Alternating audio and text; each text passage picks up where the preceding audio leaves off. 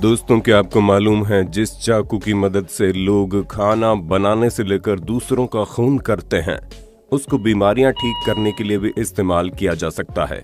या फिर क्या आपको नागमणि का असली सच पता है?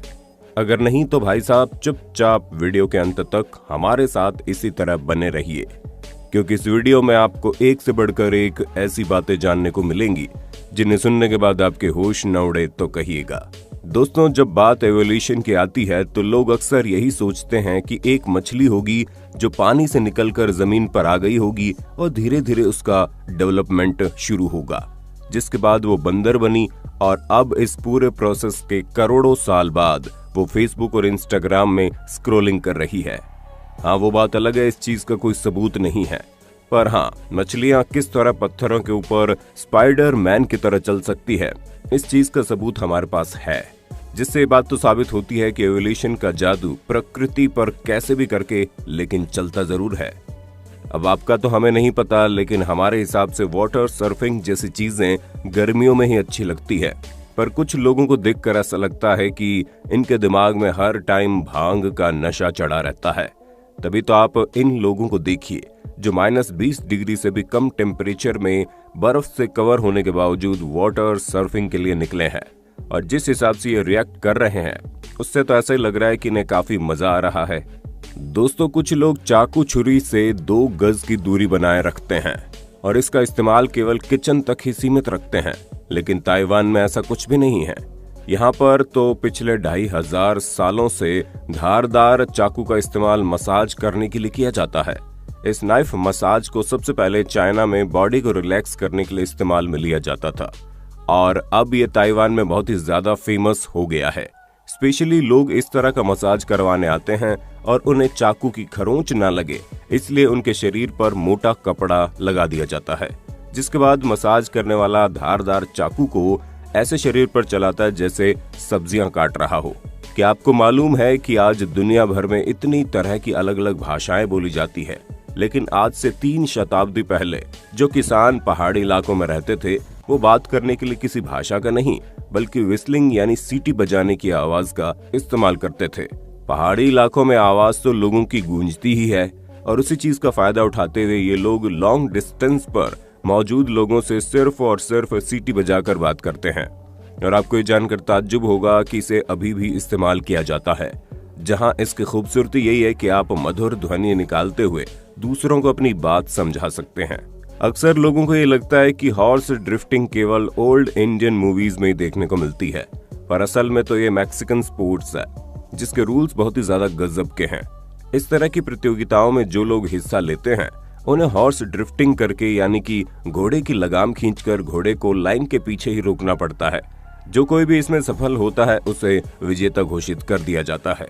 अब एकता में ताकत होती है ये तो हमने सुना है, लेकिन हमें ये नहीं पता था कि इसमें इतनी ताकत होती है कि लोग मिलकर एक पूरे के पूरे घर को ही एक जगह से दूसरी जगह पहुंचा देंगे। मतलब आप खुद ही देखिए, इन लोगों की हिम्मत की दाद देनी पड़ेगी जिन्होंने बिना किसी मशीन की मदद से इस तरह के कारनामे को करके दिखा दिया। जब दुनिया भर की बात हो और हमारे भारत का जिक्र ना हो, ऐसा हो ही नहीं सकता। पान खाने का रिवाज तो हमारे भारत में न जाने कब से चल रहा है, लेकिन अब आपको यहाँ पर फायर पान की भी झलक देखने को मिलेगी, जिसमें आपके मुंह के अंदर एक जलता हुआ पान डाल दिया जाता है और वो मुंह के अंदर जाते ही बुझ जाता है, जो न सिर्फ आपके मुंह के टेस्ट को बेहतर बनाता है बल्कि इसे खाना खाने के बाद डाइजेशन के लिए भी इस्तेमाल किया जाता है। वैसे जब पान की बात हो ही रही है तो क्या आपको भी पान खाना पसंद है? अगर हाँ तो अपना जवाब अपने होस्ट और दोस्त सैम को कमेंट में बताना बिल्कुल न भूलना। दोस्तों, मछुआरे जब पानी में मछलियां पकड़ने जाते हैं तो अक्सर कई सारी अतरंगी चीजें हाथ लग जाती हैं, और ठीक ऐसा ही यहाँ पर भी देखने को मिला। मई 2016 को मछली पकड़ने गए एक मछुआरे के हाथ मछलियों के साथ साथ ये अनोखा ब्लू लॉबस्टर लगा। अगर आपको अभी भी कुछ खास नहीं लग रहा है तो जनाब, पानी के अंदर इस ब्लू लॉबस्टर के मिलने की गुंजाइश करोड़ों में एक बार होती है। इसलिए तो जिस मछुआरे ने इसे ढूंढा वो इतना खुश हुआ जितना आज तक वो बंदा अपनी शादी में भी नहीं खुश हुआ होगा। दोस्तों, अगर आप लोगों ने नाग और नागमणि की कई सारी कहानियां सुनी होंगी, यहाँ तक कि यूट्यूब में कई सारी वीडियोस हैं जिसमें स्नेक चार्मर सांप की स्किन से स्नेक स्टोन निकालते हैं। लोगों का कहना है कि इन पत्थरों की मदद से सांपों को भगाया जा सकता है और इनके जहर को खत्म किया जा सकता है। पर आप इन चक्करों में ना पड़े, क्योंकि ये जो नागमणि का कॉन्सेप्ट है ये सिर्फ और सिर्फ इंसानों के दिमाग की उपज है। उसके अलावा ऐसा कुछ भी नहीं होता कि सांप के अंदर से निकलने वाला पत्थर आपकी जिंदगी में जादू कर देगा। वो तो यहाँ के लोग सांप की स्किन के अंदर छेद करके फिर उसमें पत्थर डालते हैं और बाद में उसी पत्थर को निकाल कर नागमणि का नाम दे देते हैं। अच्छा दोस्तों, मान लीजिए आपका ब्रेन ऑपरेशन हो रहा है जिसकी वजह से आप काफी ज्यादा डरे हुए हैं, लेकिन तभी अचानक से डॉक्टर आता है और बोलता है कि कोई एनेस्थीसिया यानी बेहोश करने वाली दवा नहीं दी जाएगी, बल्कि तुम होश में रहोगे। अब ये सुनने के बाद आपको तो क्या, किसी की भी हालत खराब हो जाएगी। पर दोस्तों, ऐसे कई सारे ब्रेन ऑपरेशन किए गए हैं जिसमें इंसान को एनेस्थीसिया देने की बजाय उसके हाथ में म्यूजिकल इंस्ट्रूमेंट थमा दिया गया, जिसका कनेक्शन उसके दिमाग में डाल दिया जाता है।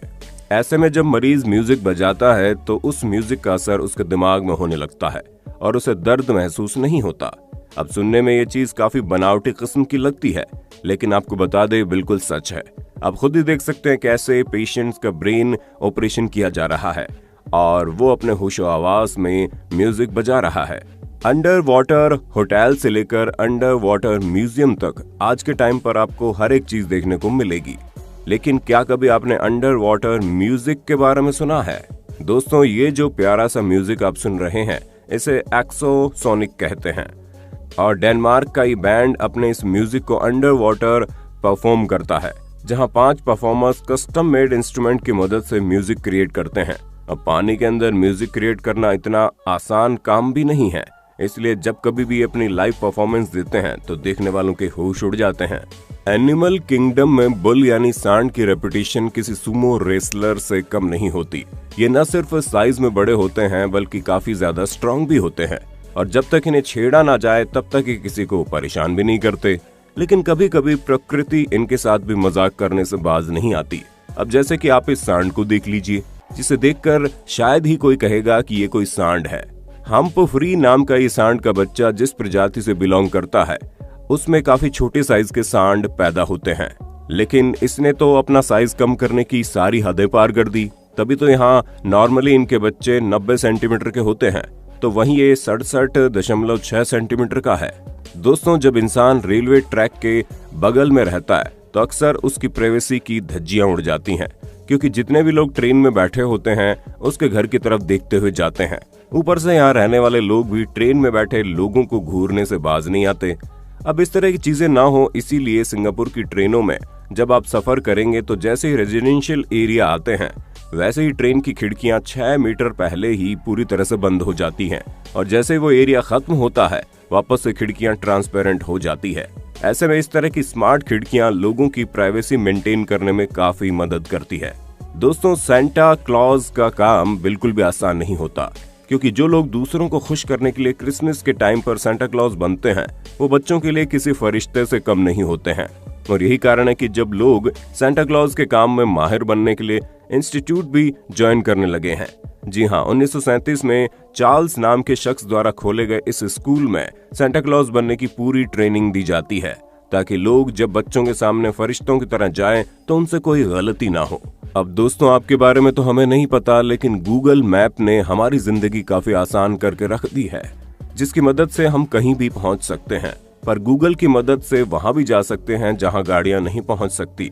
अब इसके लिए हमें ट्रैकर प्रोग्राम का शुक्रिया अदा करना होगा, क्योंकि स्ट्रीट व्यू कैमरा आपके बैकपैक में फिट हो जाएगा, जिसके बाद इंसान उसे लेकर कहीं भी जा सकता है, जिसकी मदद से आप बिना अपना ब्राउजर खोले कहीं भी ट्रैवल कर सकते हैं।